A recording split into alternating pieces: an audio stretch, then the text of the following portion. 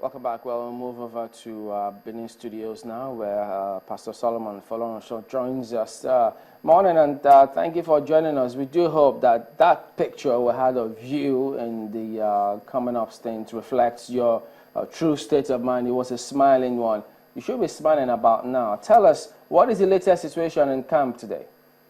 Oh, good morning, and there's jubilation everywhere. The children are dancing.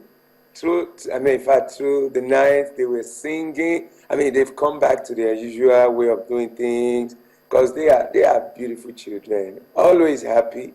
God has done a great job in their lives, and they were dancing, singing, happy. Tell us about how did they make that transition? Because the last news, this week there was that report that they were not happy, they were not eating about the news that they had heard. They were going to be moved, instruction from where, above or beyond. But what then happened, and how did they become so happy? First of all, it was an unfortunate incident. In fact, it was horrible. In fact, the worst nightmare that nobody would ever dream to encounter. Nobody was prepared for it, and in fact, that very day, they had got a donation of 1 cow to cook their special food to Omasara. So that morning, they were busy cleaning their compound, happy that they were going to eat, cow meat and tuwo and all that. We were happy. So while that was going on, suddenly, the whole place was filled up with more than 75 armed security men, and they said all that from above that they had to evacuate the children.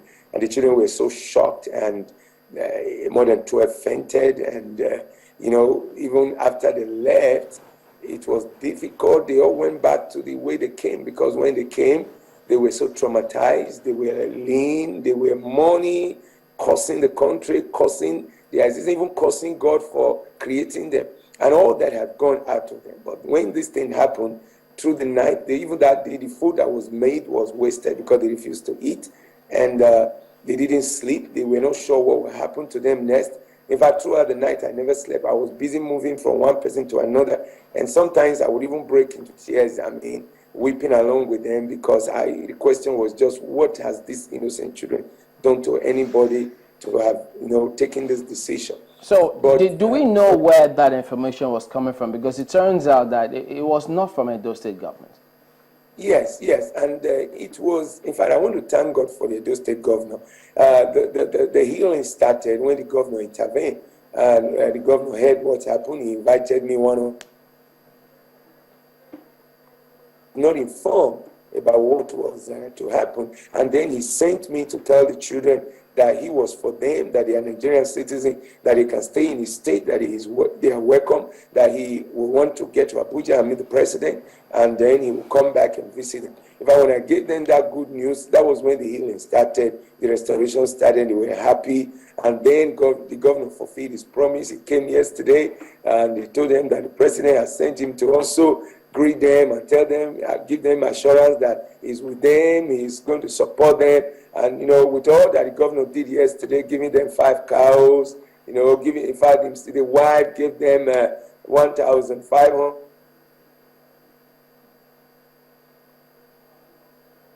Okay, so Yes, they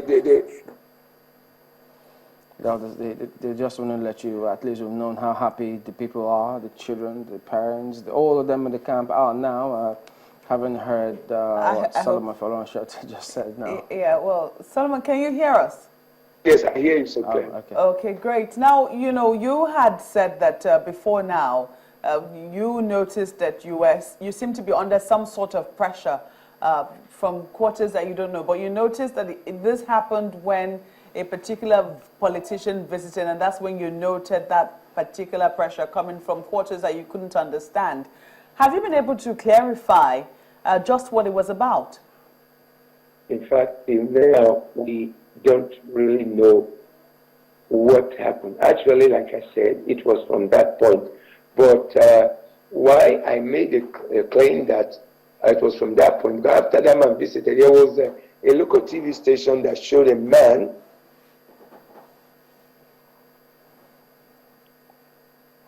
He's frozen on us. was all lies, like saying that we went to bring children with trailer. These children were never brought with trailer. And the man said I was not from Edo State, and my father is from Edo State, my mother is from Edo State.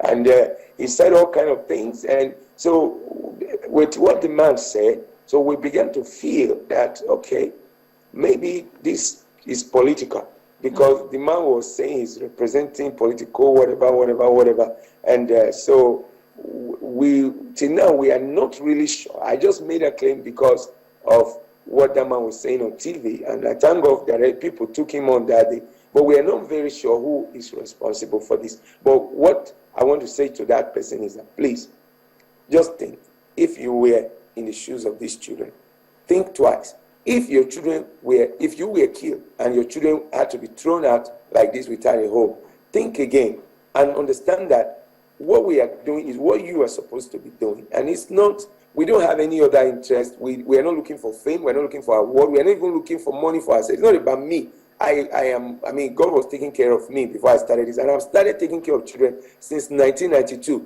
We have trained graduates. People have gotten through our school, gotten to university, become lawyers, professionals in different fields. Some have gone, doing different skills.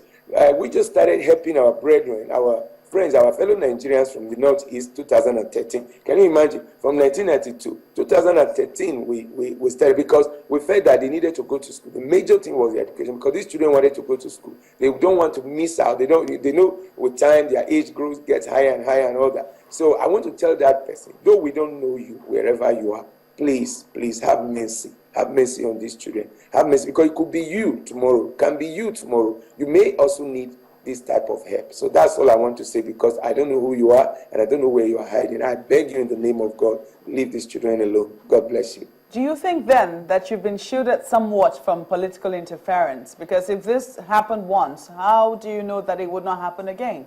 Are you going to be taking any precautions whatsoever? Well, we are counting on God, number one.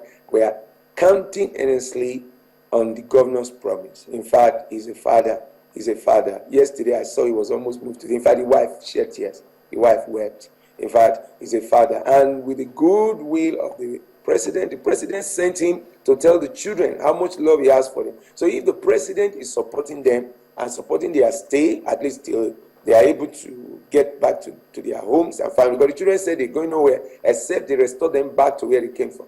So if the president and the governor is standing behind these children, I don't think anybody would dare do this anymore. And the president and the governor are now providing security. The military, the police, all of them are out there. So everybody now have hope, and we believe that this will never happen again. Mr. Folorunsho, there have been talks about, indeed you mentioned about restoring the children back to their homes. Yes. How are you preparing them for that? Actually, before this incident came, we've been synergizing with the Red Cross, the SSS, and the Ministry of Women Affairs, Edo State Government. And when the Red Cross came, the Red Cross have a department that does family reunion, returning children back to do it. When they find their families, they are everywhere in all the camps, because there are some of them that didn't know what happened, whether their parents are alive or not. And with the help of Red Cross, with all the phone calls and following the data from everywhere, we were able to establish about 112 among these children, and they were able to link them back to connect with their relation of families. So we put this list together, and then we give it to the SSS, we give it to the Ministry of Women Affairs to facilitate their reunion with their families, because we didn't want to do it by ourselves, so that we don't run foul of the law, like nobody will believe that we just took such a number of children away. We actually gave them to their families. So we decided to follow the government route, and that was what the Red Cross advised, and we followed. And even those ones, they spoke with their families, spoke with their parents, and they are waiting to get back to their family. And that's what we intend to do regularly. And then those ones that are not.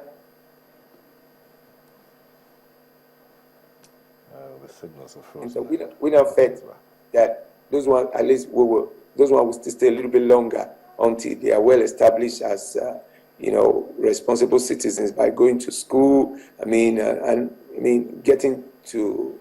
themselves back to the society. Okay, but besides helping to sort out their emotional, the pains that they're going through, are they also learning some skills? In fact, we bought sewing machines for them. They are very strong children, agile, they love sport.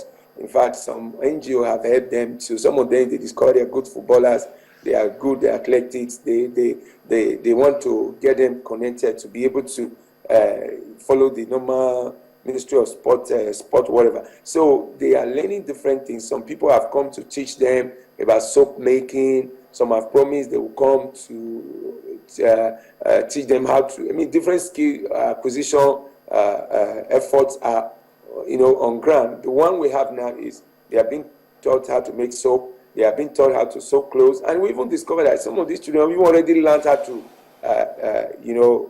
make clothes, and they were just waiting to be supplied with the materials so that they themselves can even help to teach others that don't know. So this is the plan, and this thing is working out, and I'm glad that the government has stepped in and they will also help to do that. Well, Solomon, thank you very much indeed. It's good to know that all of them, everyone is happy, and we do hope that it will be that way. Well done, Solomon. Thank you. I appreciate all of you for the great work you have done. God bless you. Thank you.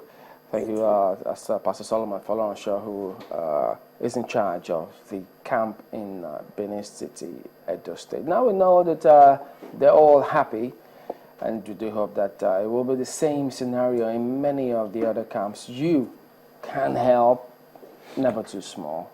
Don't think that what you have is too small. You can. That's how society pulls together, by looking after one another. That's how we should. That's how we are in Africa, isn't it? Well, let's take a look at some comments coming through. Now, we should be able to do that. Yes, indeed, we will. Donwell, talking about the plight of the IDPs. If we couldn't protect these children from the insurgents as a nation, the least we could do is to protect them in the IDPs or as IDPs. Well, that's from Toluhi, talking about IDPs. Now, if the physiological needs of the people in the IDP camps are sorted, there will be a decrease in social and societal threat. Abubakar says IDPs should be secured and inhabitants, particularly children, gainfully engaged. Oh, okay, so that's it. But yes, indeed, keep your comments coming. We'll appreciate all of you. That's the program today. Thank you for watching. We'll be back tomorrow. I'm Chamberlain also. Well, it's been an emotional one, sort of, for me. But thank you for watching. I'm Maukbe Ogun.